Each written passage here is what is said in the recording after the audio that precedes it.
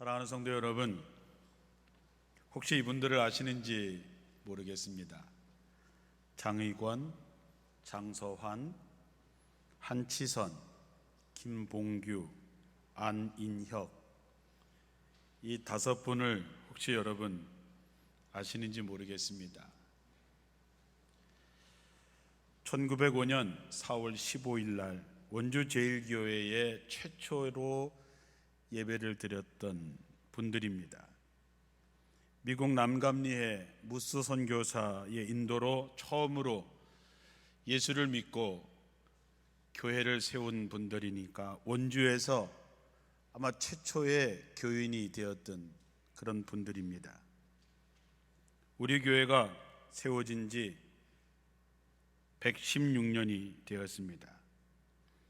먼저 여기까지 인도하신 하나님께 영광과 감사를 올려드리고, 또한 위에 말씀하신 5분을 포함해서 여기까지 교회를 지켜오셨던 수많은 선배들과 또 이때 이 교회를 지켜가고 있는 여러분 모두에게 감사를 드립니다. 호랑이는 죽어서 가죽을 남기고 사람은 죽어서 이름을 남긴다 했는데, 우리는 이 교회에 어떤 이름으로 남게 될까 생각해 봅니다. 우리는 우리 나름대로 원주제일교회에 대해서 여러 가지 생각과 여러 가지 자부심들을 가지고 있습니다. 또 앞으로 우리 교회가 어떤 교회가 되었으면 좋겠다라고 하는 그런 마음도 있으시고, 또 이 어려운 때에 우리 교회는 어떻게 될까 하는 염려하는 마음도 아마 여러분들에게 있으실 겁니다. 116년이라고 하는 역사 속에는 일제강점기 시대도 있었고 6.25 전쟁으로 교회가 다 불타는 그런 시대도 있었습니다. 그 어려울 때에 그때 그 교인들은 어떻게 이 교회를 지켜내셨을까? 코로나로 힘들고 어려운 이 시대를 또한 살아가고 있는 우리는 어떻게 이 교회를 지켜내야 할까 하는 것이죠. 오늘날과 같이 아마 건강이라고 하는 것이 주된 관심인 적이 없었던 것 같습니다. 코로나가 이제나 저제나 했지만 벌써 1년이 훌쩍 넘어가도 여전히 잠잠해질 기세가 보이지 않습니다. 그래서 사람들은 건강을 많이 생각하고, 그래서 우린 다 마스크를 쓰고 거리 두기를 하고 여러 가지로 힘든 과정을 잘 견뎌내고 있습니다. 마찬가지로 교회가 건강해야 이 시대를 이겨낼 수 있습니다. 교회가 건강하다고 하는 말은 여러분 개개인 한 사람 한 사람이 영적인 건강함, 육신의 건강함을 갖고 있어야 된다는 말이죠. 이제 중요한 것은 우리 교회가 건강한 교회가 되려면, 교회다운 교회가 되려면 어떤 모델이 있어야 하는데, 그 모델이 뭘까 하는 거죠. 아무리 역사가 116년이 됐다고 해도, 원주에서 큰 교회를 라는 얘기를 듣는다고 해도 하나님이 원하시는 교회, 하나님이 기뻐하시는 교회가 아니라면 우리 교회는 존재할 이유가 없어집니다. 하나님이 기뻐하시는 교회다운 교회는 어떤 것일까? 신약 성경에 두 교회가 우리 교회의 모델이 되기를 원하는데, 그 첫째가 우리가 초대교회라고 부르는 예루살렘 교회고, 최초의 평신도들에 의해서 세워졌고 최초의 선교사를 파송했던 안디옥 교회입니다. 오늘은 우리가 예루살렘의 초대교회를 통해서 우리 교회가 닮아야 본받아야 할 것이 무엇이 있는지를 돌아보고, 다음 주일은 안디옥 교회를 통해서 우리 교회가 어디로 가야 하는지를 말씀을 드리려고 합니다. 모든 시대, 모든 교회의 영원한 모델을 초대교회라고 할 수 있습니다. 그렇다면 초대교회는 어떤 이상을 펼쳐나간 교회였을까? 오늘 읽은 본문의 말씀을 토대로 우리 교회가 나갈 모습을 그려봅니다. 첫째는 삶을 변화시키는 살아있는 말씀이 있는 교회입니다. 저는 하나님의 말씀에 대한 아주 가장 감동적인 말씀은 요한복음 1장 1절에서 시작되는 말씀입니다. 태초에 말씀이 계시니라. 이 말씀은 하나님과 함께 계셨으니 이 말씀이 곧 하나님이다. 말씀은 하나님이다. 그 말씀이 육신이 되어서 이 땅에 오신 분이 예수님이시지요. 태초의 말씀은 그냥 우리가 하는 이런 말 수준이 아니라 말씀은 태초에 하나님과 함께 계셨고 이 말씀이 곧 하나님이시다 그랬습니다. 우리가 어떤 건물을 지을 때에 가장 중요한 것은 건물을 올라가는 것이 얼마만큼 첨단이냐 튼튼하냐 보다도 기초가 얼마나 단단하냐라고 하는 것입니다. 성경에도 모래 위에 지은 집은 그 무너짐이 심하지만 반석 위에 지은 집은 무너지지 않는다 했습니다. 우리가 인생을 살면서 누구나 다 위기의 때를 맞이합니다. 위기의 때를 맞이하지 않는 사람은 전 세상에 한 명도 없을 것입니다. 시대도 마찬가지지요. 위기가 왔을 때에 기초가 튼튼한 반석 위에 집을 지은 사람들은 견뎌낼 수 있지만 기초가 부실한 곳에 세워진 데는 아무리 화려한 건물을 졌다고 하더라도 그 건물은 무너질 수밖에 없습니다. 그렇다면 우리의 신앙의 기초는 무엇일까요? 성경입니다. 말씀입니다. 그렇다면 우리 스스로에게 던져야 될 질문이 하나 나옵니다. 그것은 내가 성경적으로 사느냐 하는 것입니다. 우리 교회가 성경적이냐 하는 것이죠. 원주 제일교회가 116년 전에 교회로 세움을 받은 원주의 어머니 교회라고 하는 것에 대해서 의심하거나 교회라고 하는 것에 대해서 의의를 다는 사람은 원주에 단 한 명도 없습니다. 그런데 원주 제일교회가 과연 성경적인 교회냐? 그 질문에 우리는 답을 할 수 있어야 되는 것이죠. 여러분이 교회의 집사고 권사고 장로고 목사지요. 이것에 대해서 누가 의심하거나 이것에 대해서 누가 얘기할 것은 없습니다. 그런데 과연 그러면 당신이 성경적인 사람이냐라는 질문에 여러분은 답을 하셔야 되는 거죠. 기독교가 가장 왕성했던 때는 중세 시대였습니다. 유럽의 대부분의 나라들은 모든 국가가 다 기독교 국가였습니다. 그 나라에서 태어나는 모든 사람은 본인이 원하든 원하지 않든 다 기독교인이었습니다. 그렇다면 그때는 정말 황금기고 그때는 정말 모든 나라가 천국 같았어야 되는데 안타깝게도 우리는 그때를 역사의 암흑기라고 이야기합니다. 그 이유는 기독교 국가였지만 성경적이지 않았다는 얘기지요.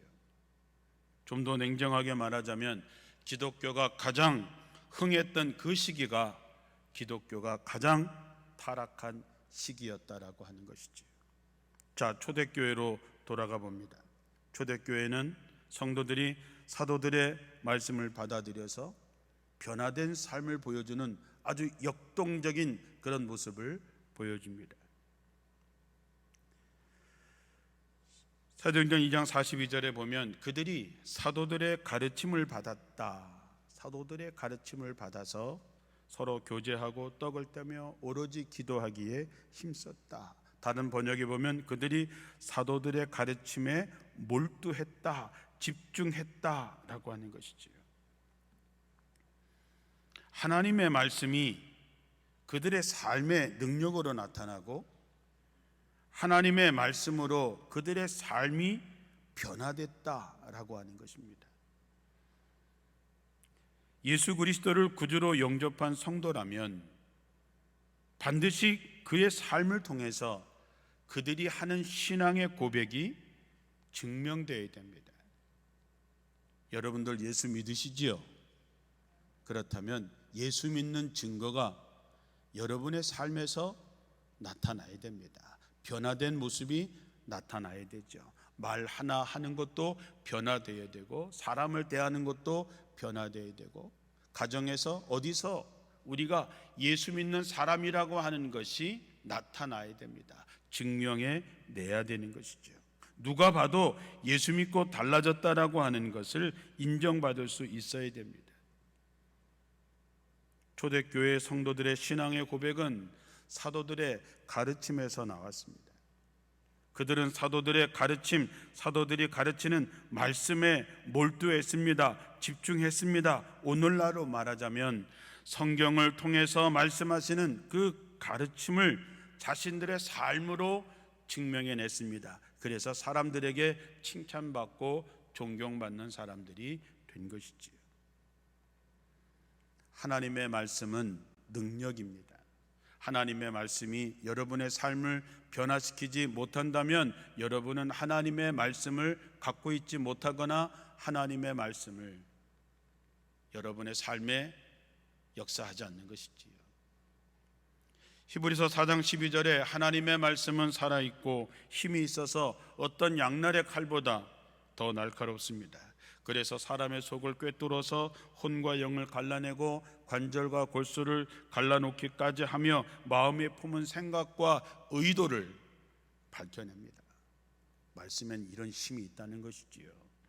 디모데후서 3장 16절 이하의 모든 성경은 하나님의 감동으로 된 것으로 교훈과 책망과 바르게 함과 의로 교육하기에 유익하니 이는 하나님의 사람으로 온전하게 하며 모든 선한 일을 행할 능력을 갖추게 하려 함이라 그랬습니다. 하나님의 말씀은 여러분이 선한 일을 할 수 있는 능력을 갖게 하는 것이죠. 자, 초대교회 베드로가 설교를 합니다.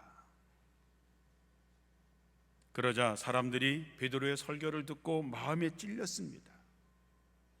그래서 이렇게 얘기합니다. 형제들이여, 그러면 우리가 도대체 어떻게 했으면 좋겠습니까? 하나님의 말씀을 듣고 저들은 마음에 찔림이 있었다 그랬습니다. 그래서 우리가 어떻게 하면 좋겠는가? 라고 질문을 합니다. 여러분, 말씀의 은혜를 받았다는 것이 뭡니까? 여러분이 예배 끝나고 가시면서 목사님 말씀 많이 은혜 받았습니다. 대부분은 좋았다라고 하는 얘기지요. 여러분, 마음에 듣고 좋은 것만 은혜 받습니까? 마음이 찔립니다. 설교가 불편합니다. 괴롭습니다. 꼭 나를 때리는 것 같습니다. 그것도 은혜 받는 것입니다. 베드로가 설교할 때 초대교회 믿지 않던 사람들이 그 말을 듣고 마음에 찔렸습니다. 불편했던 것이지요. 그러나 그들은 반응을 합니다. 우리가 도대체 어떻게 했으면 좋겠는가? 베드로가 대답합니다. 회개하십시오. 그리고 예수 그리스도의 이름으로 세례를 받고 죄의 용서를 받으시면 성령을 선물로 받게 될 것입니다. 그러자 저들은 베드로가 말한 대로 그것을 그대로 받고 저들이 세례를 받았다. 그런데 그 수가 3,000명이나 되었다 하는 것이죠. 하나님의 말씀이 살아있다라고 하는 것은 이런 것입니다. 말씀이 선포되면 그 말씀을 듣고 마음이 찔리기도 하고 받아들이고, 그러면 내가 어떻게 내 삶에서 어떻게 할 것인가? 회개하십시오. 남을 섬기십시오. 누군가를 가서 전도하십시오. 그러면 그렇게 하는 가운데 하나님의 말씀이 내 삶의 능력에 대해서 나타나는 것을 경험하게 되는 것이죠. 교회가 교회일 수 있는 이유는 하나님의 말씀이 있기 때문입니다. 하나님의 말씀은 우리의 삶의 표준입니다. 하나님의 말씀 안에 거하는 사람만이 주님의 제자라고 할 수 있습니다. 하나님의 말씀을 실천하는 사람이 하나님의 사람입니다. 다른 복음은 없습니다. 다른 복음을 전하면 저주를 받는다 그랬습니다. 그러므로 교회는 성경 이외의 어떤 것이 표준이 될 수 없습니다. 그러므로 우리는 성경이 하나님의 살아있는 생명의 능력의 말씀이라고 하는 것을 믿어야 되고, 그렇기 때문에 교회는 하나님의 말씀인 성경을 기준으로 모든 것을 판단하고 평가하고 비판하고 수용하고 문제를 제기할 수 있어야 됩니다. 이렇게 하나님의 말씀이 있는 곳에는 능력이 나타납니다. 변화가 나타납니다. 오늘날 교회의 모습은 하나님의 말씀이 참된 기준이 되고 예수 그리스도의 정신이 살아있을 때 하나님의 교회가 정말 교회다운 교회가 될 수 있는 것이지요. 그러므로 여러분, 무엇보다 말씀의 전문가가 되어야 됩니다. 교회에서 선포되는 말씀, 목사님들의 설교를 듣기를 힘써야 됩니다. 하나님의 말씀을 배우기에 힘써야 됩니다. 그리고 그 말씀을 내 삶을 통해서 그것을 실천함으로써 여러분이 그리스도인이라고 하는 것을 세상 사람들에게 증명해낼 수 있어야 됩니다. 교회에서만 집사, 교회에서만 권사, 교회에서만 장로, 교회에서만 목사가 아니라 밖에 나가도 그 정도 수준의 삶을 살아내야 되는데, 그 근거가 뭐냐? 하나님의 말씀이라고 하는 것이죠. 예배를 회복하셔야 됩니다. 예배에서 목사님의 설교를 듣는 게 왜 중요하면 지금 이 순간 이 시대 지금 우리가 어떤 말씀이 필요한지를 듣게 되는 것이지요. 성경 통독 1000번째에 참여하셔서 성경 통독을 하세요. 성경 공부가 시작되면 배우세요. 그래야 내가 세상을 살아가면서 만나는 수많은 상황에서 하나님의 말씀이 여러분의 길을 인도하고 여러분에게 능력으로 붙잡아 주실 것이기 때문입니다. 두 번째, 교회다운 교회, 초대교회는 그리스도 안에서 목숨 건 친밀한 교제, 사랑의 교제가 있었던 교회였습니다. 당시에 예수를 믿는다고 하는 것은 목숨을 걸어야 될 상황이었습니다. 교회는 그리스도의 사랑에 근거해서 형성된 아주 특별한 공동체입니다. 세상에서는 지위나 권세나 부나 명예나 가문 끼리끼리 모이는 거지만 교회는 그러한 것이 전혀 고려된 조직이나 단체가 아닙니다. 그리스도 안에서는 모두가 다 형제 자매일 뿐입니다. 그래서 교회는 오직 하나님의 사랑에 근거를 두고 예수 그리스도의 구속의 은혜를 입은 성도들이 모이는 것이기 때문에 교회는 믿음이라고 하는 것 이외에 어떤 제약이나 어떤 차별이 있어서는 안 됩니다. 그래서 교회의 모든 활동을 사랑을 전제로 주고받는 사역이 되어야 됩니다. 여러분들이 교회에 들어오실 때 주차를 섬기시는 권사님들이 계시지요. 그 권사님들이 뭘 근거로 주차장을 섬기나? 그리스도의 사랑을 전제로 해서 하는 것입니다. 교회에서 봉사하는 모든 것은 그리스도의 사랑을 전제하고 하는 것입니다. 왜? 우리는 하나님의 한없는 사랑을 받은 사랑의 빚진 자이기 때문에 그 사랑 때문에 주님의 자녀인 그들을 잘 인도하기 위해서, 잘 모시기 위해서, 예배를 섬기기 위해서 우린 모든 역할을 하는 것이지요. 우리가 누군가를 사랑한다고 말할 때도 그리스도의 사랑을 근거로 얘기하지만 누군가를 책망할 때도 그리스도의 사랑을 근거로 책망해야 됩니다. 그리스도의 사랑이 전달되지 않은 모든 것은 성경적이지 않은 것이지요. 세상은 점점 각박해지고 있습니다. 어디 기댈 데도 없는 광야 같은 세상이 되고 있습니다. 광야 같은 세상을 헤쳐나가는 수많은 사람들이 세상에 나가서 얼마나 많은 상처를 받고 찢긴 상처와 죄악을 털어놓고 새롭게 싸매을 얻을 수 있는 곳이 교회가 되어야 된다는 것이지요. 어떻게 하면 될까요? 어떻게 하면 사랑을 근거로 한 친밀한 교제를 나눌 수 있을까요? 어떻게 하면 회복의 공동체가 될 수 있을까요? 관심을 가지면 됩니다. 여러분, 관심을 가지세요. 내 자신만 생각하는, 나만 생각하는, 우리만 생각하는 것에서 이제 좀 넓게 관심을 가지세요. 관심을 가지면 보입니다. 관심을 가지면 느껴집니다. 그러면 손을 내밀면 됩니다. 말을 거시면 됩니다. 기도해 주시면 됩니다. 함께 나누시면 됩니다. 그러면 그 사람만 회복되는 것이 아니라 그 사람을 섬기다가 나도 성장하고 회복되는 것을 경험하게 됩니다. 마음을 좀 더 넓히시고 조금만 더 손을 내미시면 됩니다. 우리 교회가 누구든지 간에 인생의 위기 때에 어떤 문제가 생기더라도 즉시 출동해서 그들을 사랑으로 치유하고 그들을 다시 회복시킬 수 있는 영적인 119와 같은 그런 교회가 되어야 된다는 것이죠. 세 번째는 영혼 구원의 열정에 사로잡힌 공동체라고 하는 것이지. 우리 교회는 116년 전에 미국 남감리회에서 파송한 무수 선교사에 의해서 세워졌습니다. 우리 교회 100년사를 읽으면서 그 부분을 읽을 때마다 마음이 뭉클합니다. 116년 전에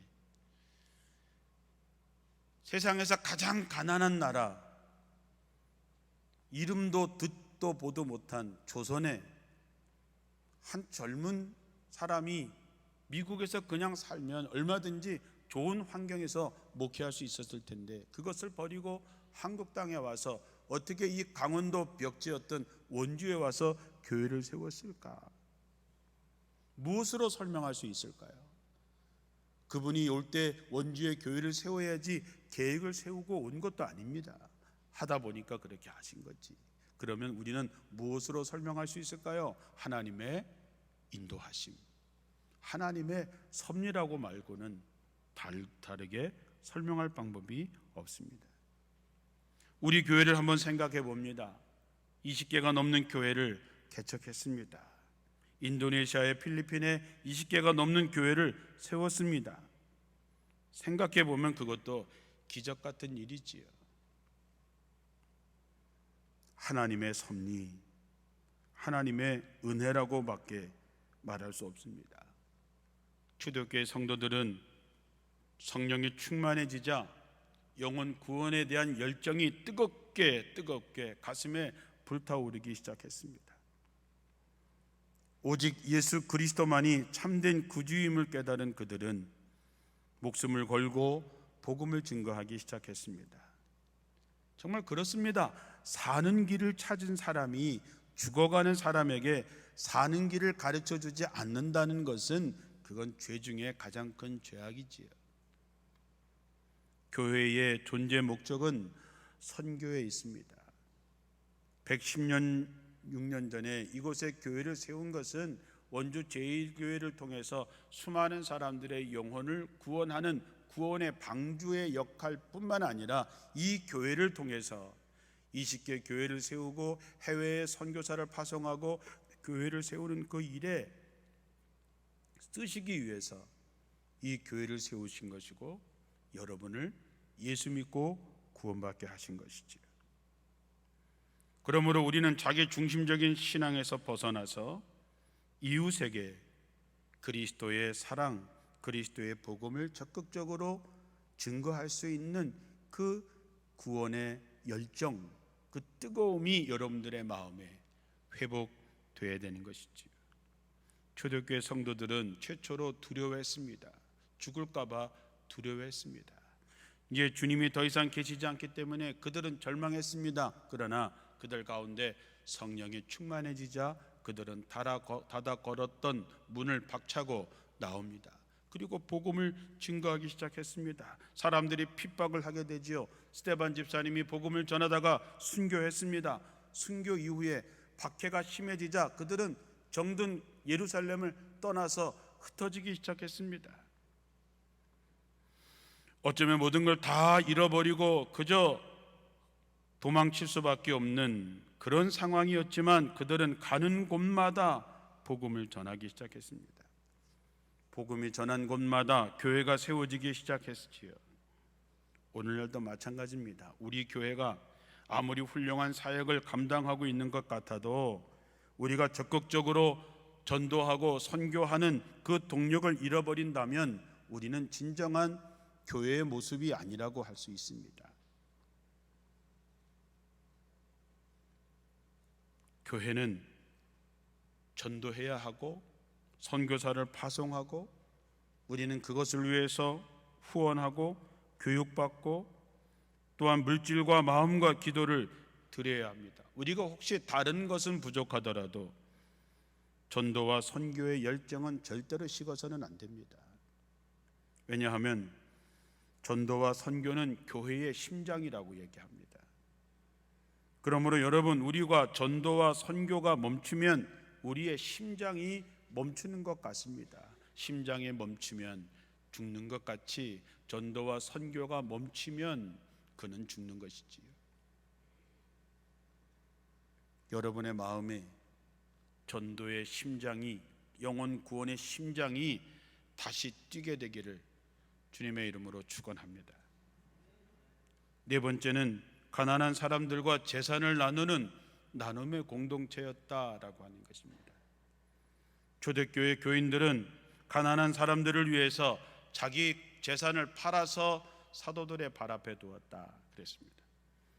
교회에서 강제적으로 그렇게 한 것이 아닙니다. 자발적으로 사도들의 발 앞에 자기들의 재산을 팔아서 갖다 놓아서 필요한 사람들에게 그것을 구제할 수 있도록 나눠줄 수 있도록 그렇게 했습니다. 우리 원주제일교회가 어려운 이들을 돕기 위해서 스스로 불편함을 감수할 때에 우리 교회가 교회다운 교회가 될 수 있는 것이지요. 우리가 어려운 교회, 어려운 이웃들을 돕기 위해서 우리 스스로가 가난해질 수 있을 때 우리 교회가 교회다운 교회가 될 수 있는 것이지요. 코로나가 벌써 1년이 지나고 있습니다.